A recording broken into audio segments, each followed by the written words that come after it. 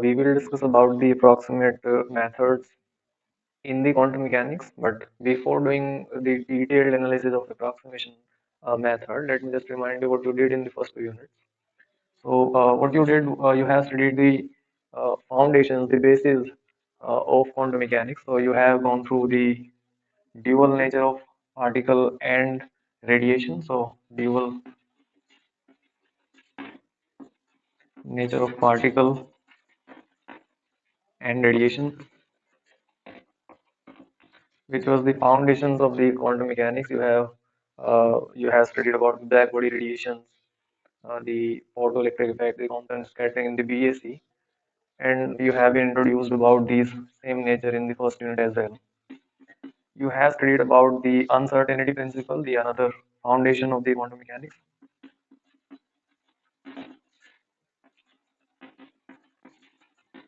One more foundation is the superposition principle.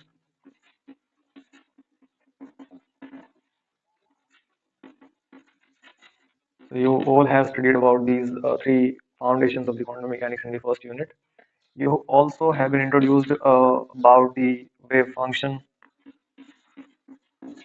of the systems in the quantum mechanics, which is a complex mathematical complex function represented as a function of space and time, but it is a complex mathematical complex function which was postulated to have all the possible information that we can extract about the quantum system. So you have been introduced about this. You have studied what are the physical, what are the mathematical conditions which the physically acceptable wave function must satisfy. You have done that. You have studied the orthogonality and normality properties of wave functions. You have also studied about the Schrodinger equation. Right? It is the equivalent equation to Newton's equation in classical mechanics. So you have studied about the Schrodinger equation, which we can write as the Hamiltonian acting on the state. If you are writing it for time independent situation, then you can write it like this. There is this real quantity called energy and the same state. So this is the time independent Schrodinger equation. You have studied about it in the first unit. Even you have solved the Schrodinger equation for hydrogen atom and for particle in a box. You have studied about the operators, observables, etc.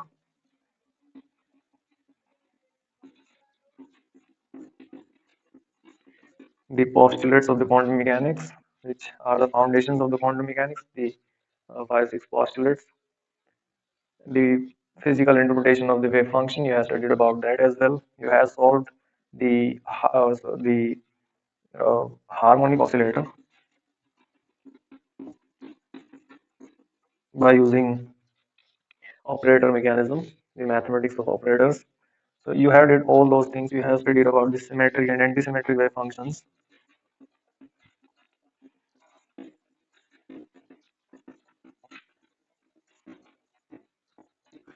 So this is just the introduction of what you have done in brief, the summary, right?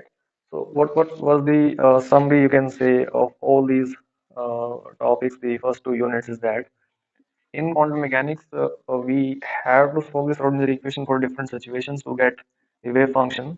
Because once you have the wave function, you can calculate the desired quantity that you want to calculate about the system. So this was the very important thing that you have been introduced in the first unit, that you have to solve Schrodinger equation for different physical systems. And in Schrodinger equation, you have this quantity called Hamiltonian, which is just the total energy of the system.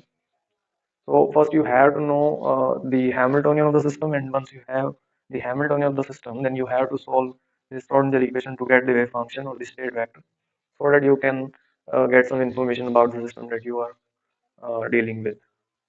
So the essence of all the first 2 units is to get the Hamiltonian and to solve the Schrodinger equation to get the wave function of the system. As you have studied the isolated hydrogen atom, right? And you have solved this hydrogen atom, this Schrodinger equation for this hydrogen atom, the isolated, and you got these state vectors and energy eigenvalues, the spectrum of hydrogen atom. for the isolated system. The same you did for the particle in a box for harmonic oscillator. You get these two quantities for most of the system, the state vector and the energy eigenvalue. It is just when they are isolated, right? Nothing is disturbing them. But what will happen when this isolated hydrogen atom will be placed in external electric field or the magnetic field, right? Will the system be same, or the eigenstate or eigenvalues will change in this condition? And what turned out by doing experiment is that these values will change, and we need to calculate how they will change. But there is no exactly solvable solution for that kind of situation for the Schrodinger equation. So people in the 20th century had developed some approximate techniques, and these approximate techniques can be divided into two categories. Broadly, we can divide into two categories. If the Hamiltonian of the system, that H operator, is time independent, right, then the state, these state vectors will be stationary states for which the probability density will be independent of time, and the expectation values of different operator will be independent of time. And the state can be written as the function, as the product of two functions. One is the function of space and other is the function of time. So for those kind of states and Hamiltonian, time independent Hamiltonian, we have three approximate techniques which are time independent perturbation theory.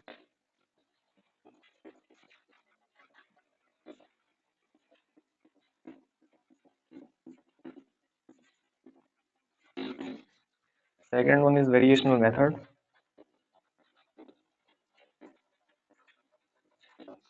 and third one is WKB approximation.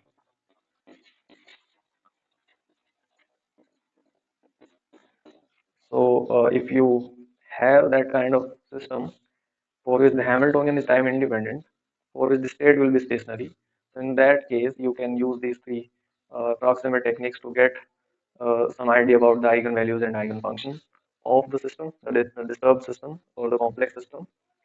So these are the techniques which will work only if the Hamiltonian is time independent, but it is not the case in the nature. We have time dependent Hamiltonian as well. So if the Hamiltonian depends on time, we have another technique which is time dependent perturbation theory.